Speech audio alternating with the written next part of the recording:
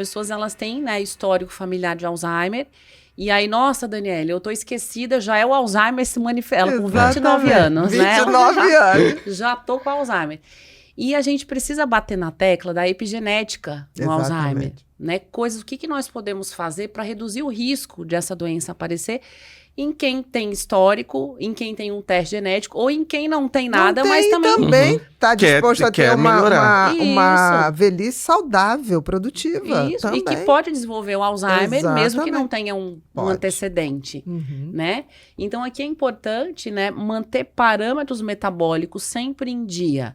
É importante ter taxas, né, glicemia organizada, uma redução, né, de citocinas inflamatórias, o consumo adequado de vitamina D, de complexo B, colesterol em níveis adequados, não faltar nutrientes. A saúde metabólica, ela está muito relacionada à saúde cerebral. Então, isso é o básico do básico, tem que ser feito. E tem algo também que é muito importante, que eu acho que é pouco enfatizado, que é a homocisteína. Então, esse exame homocisteína, ele deveria fazer parte de um check-up constante. Porque a hiperhomocisteinemia, ela, para o sistema nervoso central, ela, de boa, ela não tem nada, é muito ruim. Né? A homocisteína elevada, ela altera a perfusão sanguínea para todos os sistemas, inclusive o sistema nervoso central. A homocisteína elevada, ela aumenta a neurotransmissão do glutamato, entra cálcio de forma excessiva dentro dos neurônios. Tem alguns estudos que sugerem que a homocisteína aumenta o risco de formação de agregados proteína beta-amiloide do Alzheimer. E sem falar que quando você tem a homocisteína alta, ela está se acumulando, ela está deixando de gerar uma molécula chamada SAMe, que é fundamental para o cérebro. Então, eu tenho a homocisteína que aumentou. É péssima para o organismo inteiro e para o sistema nervoso central. E o SAMe que baixa, porque o SAMe vem da homocisteína.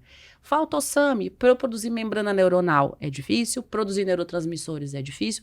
Então, o cérebro, ele sofre muito com a hiperhomocisteinemia. E é algo que eu falo que recebe pouca ênfase, porque qual é o medicamento que baixa a homocisteína? Tem várias coisas, né, que você tem que juntar. Você tem que ácido fólico, vitamina B12, vitamina B6, B2. Isso. O próprio ácido nicotínico às vezes, entendeu? Então, é uma parafernália. Isso. É uma modulação de uma rota bioquímica. Exatamente. Aonde não é um medicamento X que vai diminuir. É um ajuste metabólico com nutriente. E como é tratado com nutriente, eu acho que, não recebe a ênfase que deveria receber. Então, e é algo extremamente importante de ser feito, né, o exame. Você tá falando uma coisa, Dani, assim, que eu fico muito feliz. O meu protocolo de exames sempre, mas sempre incluiu homocisteína. Verdade. Sempre. Verdade. E ela fica em segundo plano, né? Não recebe a ênfase. Eu tenho um paciente... O meu marido mesmo, eu falo que é um case. É sempre. Eles vêm para desafiar. E fui fazer exame de sangue dele. Quanto é que era a homocisteína? 39. O quê?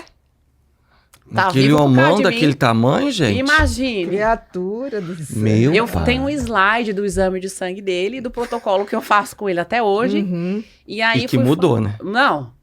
Tá vivo. Total. Fui fazer o teste genético dele, polimorfismo de metilação de ácido fólico em homozigose, o pai e a mãe. Eu falei... Então, ele não responde ao ácido fólico, ele tem que tomar o metilfolato. E como tem 2,5 metros, a dose dele é um pouquinho mais alta. Com certeza. Qual é a dose dele? 15?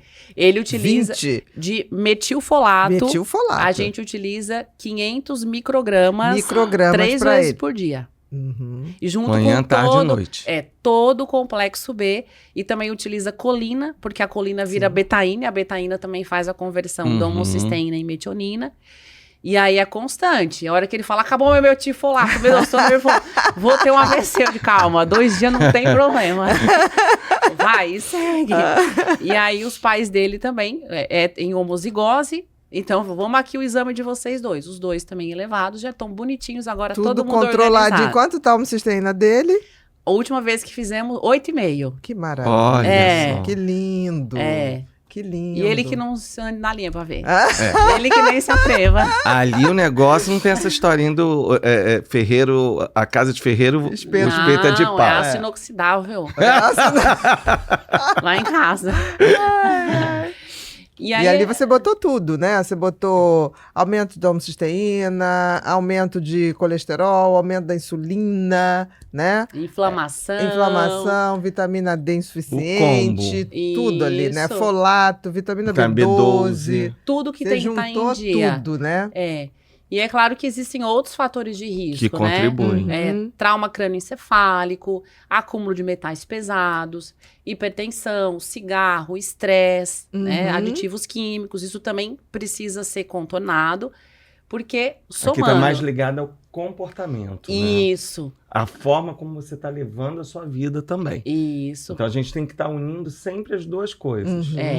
Porque aí você soma predisposição genética com alterações metabólicas e estilo de vida, você vai ter o combo para estresse oxidativo, mitocôndria já sofre, e o acúmulo de proteína tal, hiperfosforilada e beta-amiloide, que são típicos do Alzheimer.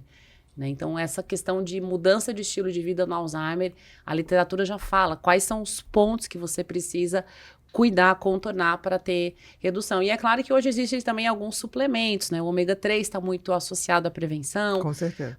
Populações que consomem mais chá verde também tem uma menor incidência de demência.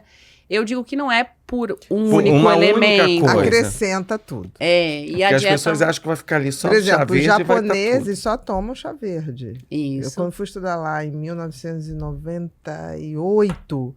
eu aprendi a tomar chá verde, assim. Né? Quando eu voltei, não tinha.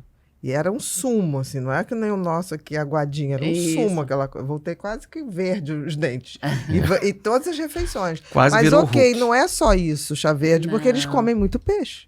Isso. Entendeu? E tem o peso corporal, né? Exatamente. Controlado. Muito. Então, assim, não é só isso. Contribui. Isso, não é monoterapia. Sem dúvida, não existe monoterapia. Desconfie de monoterapia. Não, tome isso. Ou então de soluções mágicas. Eu sempre digo, gente, desconfie de soluções mágicas. Não existe. Não existe. Não existe. Não tem. Tem, né? Para quem quer enganar os outros e quem quer ser enganado. Isso. Né? E o caminho fácil, porque mudar o estilo de vida vai dar trabalho. Eu quero tomar uma cápsula e não ter que passar esse trabalho. Exatamente.